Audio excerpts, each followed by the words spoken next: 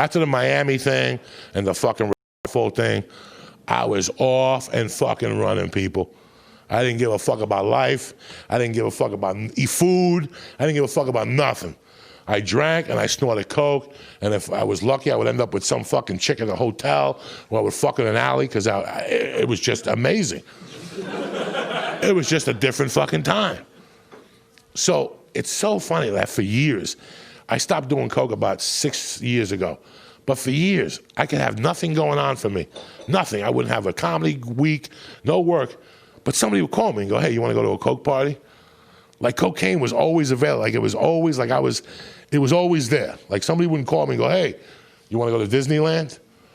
But people would call me to come over to their house and do coke. So I had that, I just couldn't stop attitude. And then one of the worst things that happened, I'm Cuban. On top of being Cuban, I'm Catholic. So in my house, the most important thing is having godparents. Godparents are very important. Right now, I'm having a hard time with my daughter choosing godparents. Because if I die, automatically your godparents take you. And I don't know too many of you motherfuckers out here I want to leave my kid with. So it's very difficult for me to pick a godparent. And I am going to baptize my daughter, because if she dies, I don't want her in fucking limbo floating around with the rest of the fucking retarded kids that didn't get baptized. And that's just how I fucking feel. I'm a Catholic from the fucking beginning to the end, motherfuckers. I don't give a fuck about some pope blowing you. That's your problem. He didn't suck my dick. I got away with it. You know, somebody sucks my dick, I tell my mommy told me, don't let nobody touch me down there. But if you didn't do that, what the fuck you want me to do, okay? That's it. Let's talk here. We're fucking adults here, motherfuckers. So, you want the truth? You know, here it is. This is what Testicle Testaments is about. It's not about dicking around and, you know, making you guys feel better. I don't give a fuck. It's Wednesday night. What are you going to do? Stay home and watch what? What's on? Dancing with the Stars with the guy with one nut? What's on? What's on? What the fuck is on? Nothing. So, you know,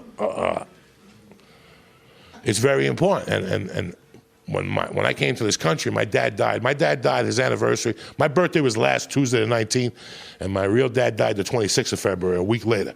He died a week after my third birthday. And let me tell you something, man. I don't remember him dying. I don't remember my dad. But I remember my godfather. I remember my fucking godfather there every Saturday. And that motherfucker would take me, you know how like they have Times Square now? There's a bunch of Mickey Mouse and pussies. That motherfucker would take me to Times Square when I was 4 to watch fucking movies like Death Wish, and, you know, he didn't give a fuck. Like, oh, he's not tall enough. I don't give a fuck. Because in those days, you had to be tall enough. Like, they didn't have PG-13. As long as you could see over where you put the money, they let you in. And I remember him taking me to see Clint Eastwood, Dirty Harry, and they're like, he ain't old enough. He's old enough, all right? Like, that was my fucking godfather. He used to pick me up every Saturday. I remember him taking me to see James Bond, Her Majesty's Secret Service when they were skiing. And till this day, I remember driving my mother crazy. I went and got a bunch of white powder, like fake white powder in my room. You think I'm kidding you? I put pillows on my bed going downhill. And I put this fake fucking, like this thing you pack boxes with all over my room. And I made my mother buy me skis and the fucking goggles. And like a water pistol machine gun. I would try to ski and shoot the fucking bird. And I fell and cut my thing. I got 3 fucking stitches, but it was all because of my godfather. My godfather was a great godfather. He took me to see Clint Eastwood, Dirty Harry. I'll never forget this. And at the end of Dirty Harry, we went to eat like a hamburger or something. I had to be 5, 6, 7. He's like, did you like Dirty Harry? I'm like, yeah. He goes, did you like the gun he had? I go, yeah. He goes, he took it out and gave it to me and shit.